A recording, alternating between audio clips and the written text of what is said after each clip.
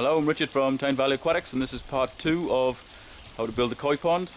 In the first video you saw more or less all the processes involved, so this really is just to show how it's all come together and also explain a bit about the filtration as well. The filter is located behind the new shed, which we've just put in today, so I'll take you around and show you how it works.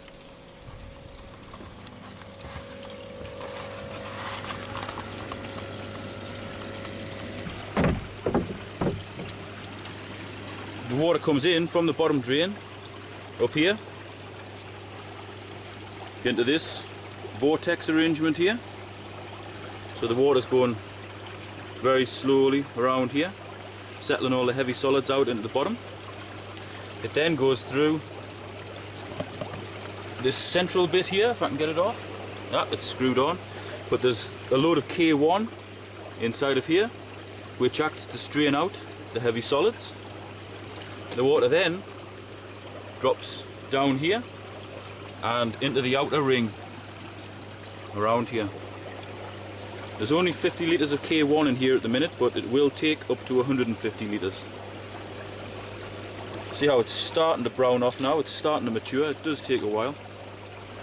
So basically, water comes in, heavy muck settles out in the vortex, the lighter muck gets strained out in the K1, drops down the centre into the outer ring, which contains your K1, which does all your biological cleaning. Basically converts the fish's waste, i.e. ammonia, to nitrite and then to nitrate.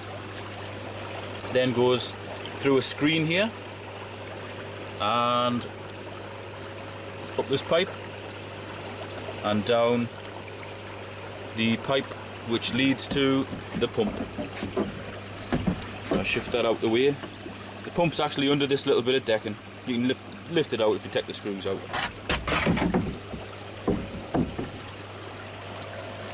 Fairly easy to clean this filter. The good thing is, the instructions are actually on the top, so even an idiot like me can manage to do it. But basically, you've got a couple of valves down here. One's for the outer ring, one's for the inner ring. And you open those, it drains the sludge out. There's also taps here. This one is for the inner ring of K1. That would normally be shut off, there'd be no air going to that, and when you clean it, you shut the outer ring off. See, that's stopped, and you open up the inner ring. What that does, it agitates the K1 in there, releases all the muck, and then the muck comes out of your drain. This is a 4-inch slide valve which is actually fitted to the inlet, so if ever there was a problem with the filter, say it developed a hole or you had a cracked pipe or whatever down here and you had uncontrollable leaking, all you do is switch your pump off, shut this down, and that stops the water coming out of your pond. Once you've fixed your problem, lift that back up and the water starts flowing in here again. This is the UV.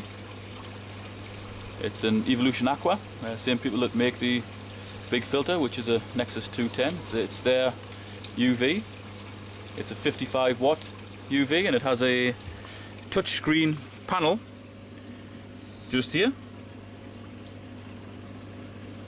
So when you put a new bulb in, you press this and it resets the life indicator, which is basically that there.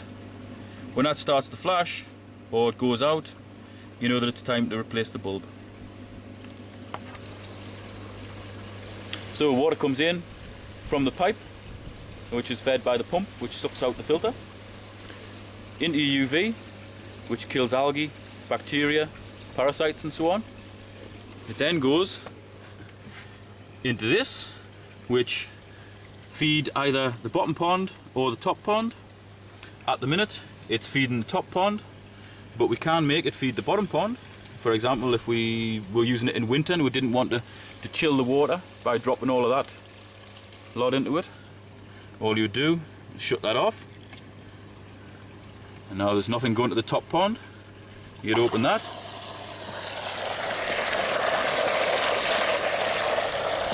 and the water would go to the bottom pond. It would literally just fire in, scoot along the bottom and straight out the bottom drain, meaning that the majority of your water in the big pond would be kept stable and not chilled. This is the 3-switch box that we added.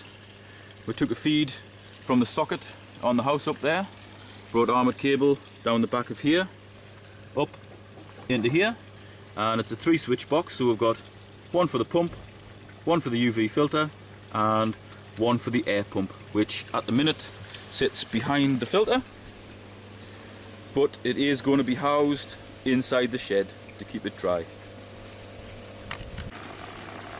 This little fella here is an Oase Swim Skim 25.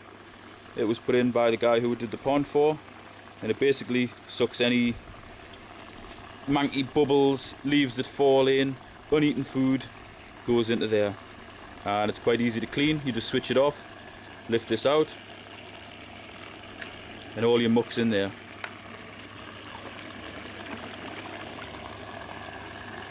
Under ordinary circumstances it would just be left to swim around the pond, but with this being a square-sided pond, this fella tends to get stuck in the corner, so it's just anchored here, it cannot move around.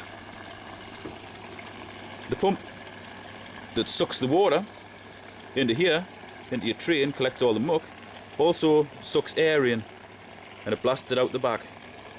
It helps with aeration. This path that I'm walking on now was put in by us just to kind of match in with the existing patio and also tie the bottom end of the garden with the new decking to the top end of the garden. It's put in over hardcore and cemented down. We built this step up as well, again just to match in with the existing patio. Since we did this, the patio up here has actually been relaid, so it looks nice and neat now.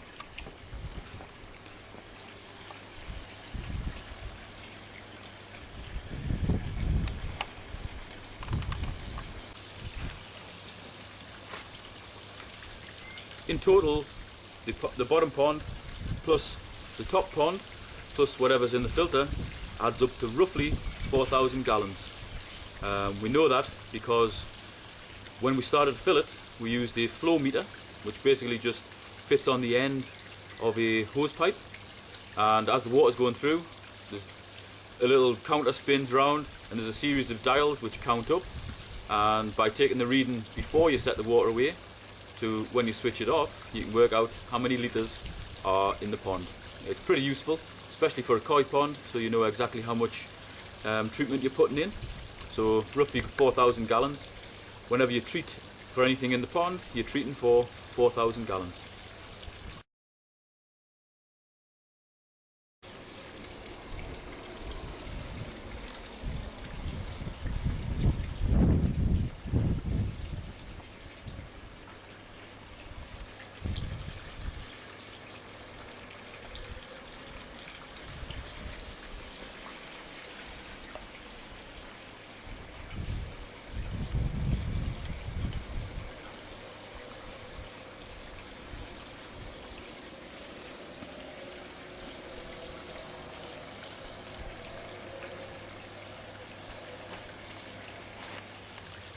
Hope you've enjoyed these couple of videos showing how this lot was made.